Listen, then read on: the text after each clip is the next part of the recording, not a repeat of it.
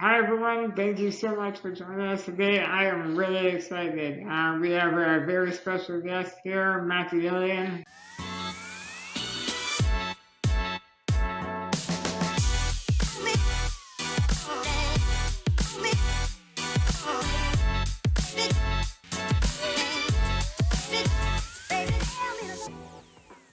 Awesome. So Matt, can you tell us a little bit about yourself? Oh yeah, originally from England. I've been DJing since 1988. I played the drums before that. DJing, playing all kinds of music, but eventually you get into making your own music and sampling, and there's just endless possibilities. And yeah, then moved to Canada in '95 to pursue snowboarding, and yeah, just kept DJing and biking and making music. Yeah, just kind of evolved from there. I'll be honest, I haven't seen you perform in person, but I will this Yeah, summer at Facebook. So I'm really excited about that in Merritt. yeah. But what are some of the other festivals and events that you played at? Well, all kinds really. Like before my accident, I played at the Olympics, the Supercross, the X Games, like all kinds of yeah, all over the place kind of thing.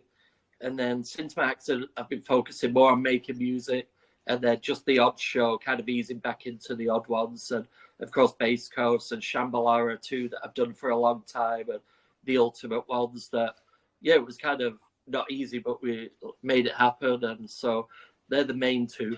Yeah, Look, I'm curious. Yeah, going to these festivals, I know that accessibility can be kind of sketchy, for lack of a better term. What do you mean? You in a big mud pit's not accessible? No, I definitely I've been Shangri-La a number of times, and it rains. Holy cow! yeah, yeah. That's it. There's not just one thing. The elements could be thrown in there, and then how busy it gets. But definitely, I know Jimmy well, the owner of Shambhala and the librarian at Base Coast. And after my accident, they both were really proactive and trying to. They had meetings about how they could make the festivals more accessible to the people attending and people that wanted to perform. So it's just another issue, and of course everyone's different disabilities. So, but last year and the year before, I noticed they built ramps at each stage in position so people could go in wheelchairs and be able to see. So it's definitely like yeah, it's on their mind. So uh, it's not easy with the length, like you said, the weather or like the distance and the land's uneven. But it's nice to see that they are thinking about it and open to kind of doing what they can to make people be able to go. Like Yeah, I've noticed that there's been so much more of a focus on accessibility and inclusion at these festivals that it's great. Like yeah, having accessible, like designated accessible camping areas where they have power, so you can charge your wheelchair. That's something that they didn't have. yeah. So what, yeah, like when you were performing last year, what, how did they change the stage? Like I've never been to a festival that has a ramp up to the DJ booth. Yeah, so, well, at Base Coast, the year before they had a ramp up to the stage. This year they had a little, I got in one of the little crane things and they lifted me up. Uh, and then just things like the table height and stuff like so I've been learning as it goes kind of thing. And at Shambhala they had me at the amp stage, which was I think one of the most accessible or maybe the only accessible one. But it was even like the day of or the day before I talked to her, I was like, oh, is there a shade over the structure? And then I realized it was really hot and so we actually changed my set till the next day because I would have been just in the full like blazing hot sun in the middle of the day. So things like that, yeah, there's lots to think about. And but yeah, making it just so because people don't even realize it. They're like, oh, there's a few steps, but we'll just carry you up, and so they don't realize it. And I'm on the bigger, I like pretty big too. So That reminds me of one time traveling. I was trying to get an accessible taxi quite late at night, And of course, there's none available, but the regular taxi drivers were very insistent that they could just throw my power wheelchair into the trunk of their sedan, and I'm like, I'm sorry, guys. I love the enthusiasm, but no way. So it sounds like a lot of these festivals have really embraced inclusivity and accessibility, which is really wonderful. But what about in your home studio and the equipment that you're using just day to day to produce music? What have you done to customize that and adapt it and make it accessible for you? Well, the main thing is just getting a good height at the table. So at first I just put bricks under, then I've got one table that goes up and down, maybe angling some of the gear, so making little wedges to go under so it's angled so you can see it better. Yeah, at first I've only recently got a power chair, so even at the festivals I had to pretty much DJ with one arm, because with one arm I was holding myself from falling forwards, and then so now I'm trying to mess with getting in a position in the power chair that I could be back enough that I'm not falling forwards, kind of thing. But and then I've just been messing with all kinds of stuff. Like at first, my hand strength. So I've not set it up yet, but I got a stream deck that's used for streaming, where you can program multiple key commands. Yes, some knobs might be too small, so like putting tape on them. Or I've noticed like touch screens a lot easier too. So any apps, or I got a drum machine called an MPC Live 2 that has a touch screen, and but just still learning, and but having things in reach, and eventually I'd even like the key things on kind of arms. That, so say you were going to use one drum machine, you could pull it out and have it over you, then push it back. And same with the keyboard, the synthesizer, because I end up like leaning over. But yeah, it's all getting there. It's just evolves kind of thing. Did you have to make a lot of adaptations to your setup after your injury? Uh, well, just mostly, like I said, the height of stuff and having stuff in reach. My friend made me these like wedge things, so rather than the DJ controller just being flat, it angles it up so you can see things easier, and it kind of brings it a bit closer to. So my big mixer, I got it up, so I couldn't reach it before, but now it's angled up so I can reach stuff and see stuff.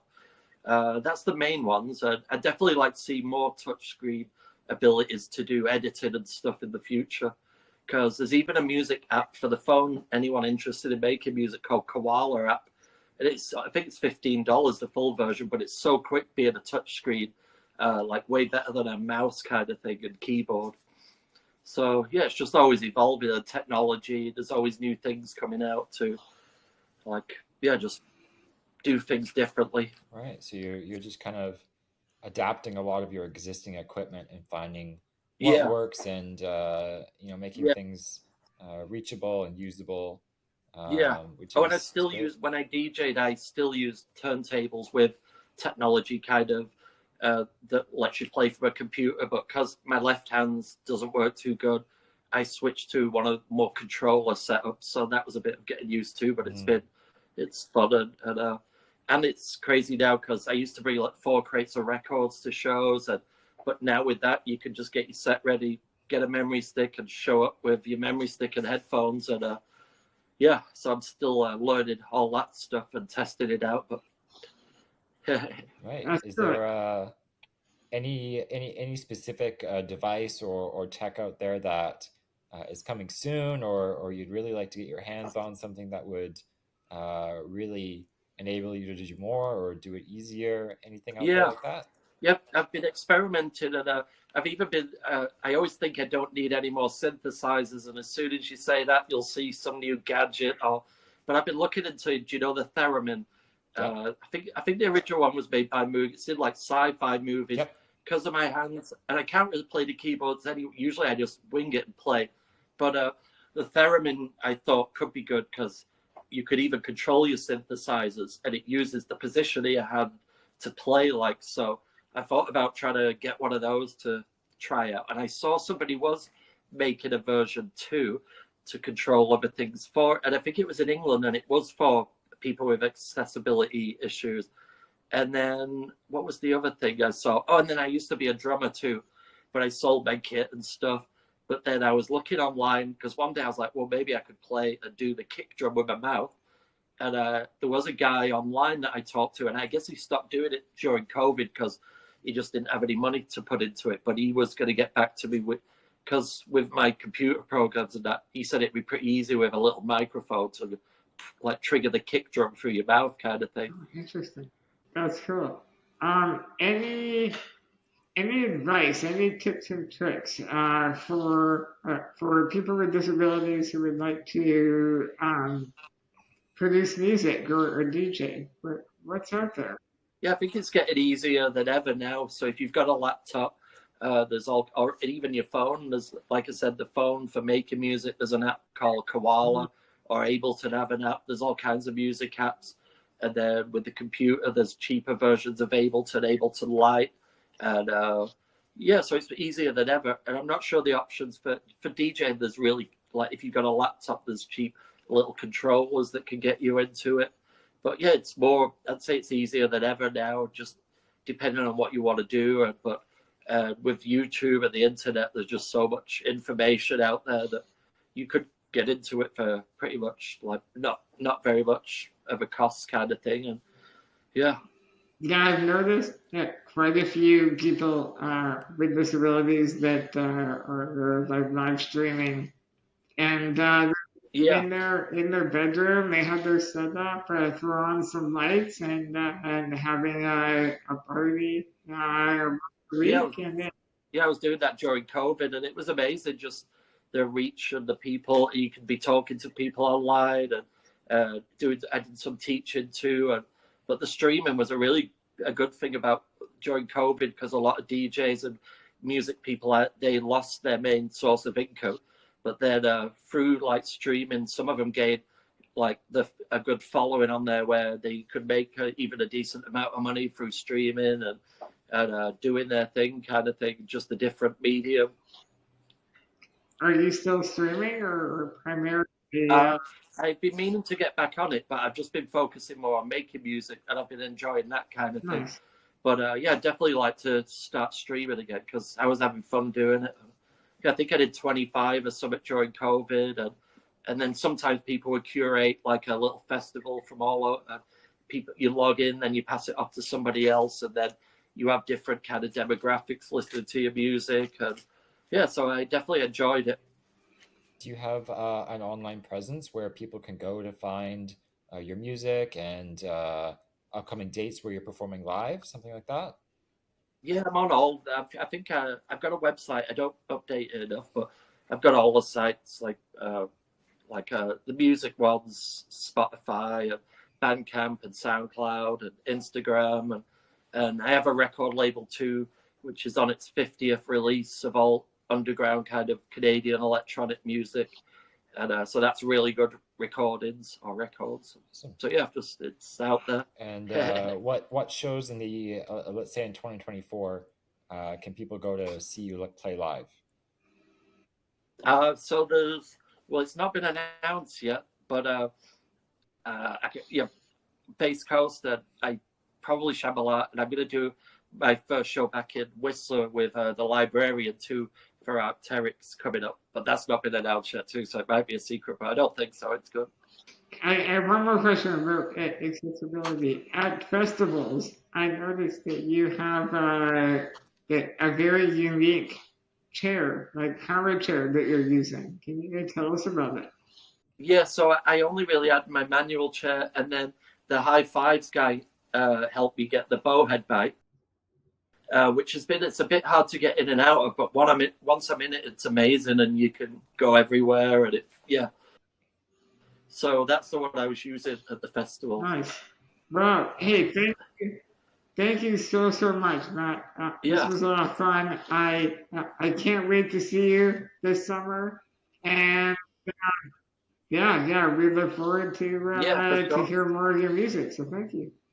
All right. Well, thanks everybody for watching this episode of We Talk Tech. Go check out Matt the Alien on all the platforms. Like and subscribe, and we'll see you next time.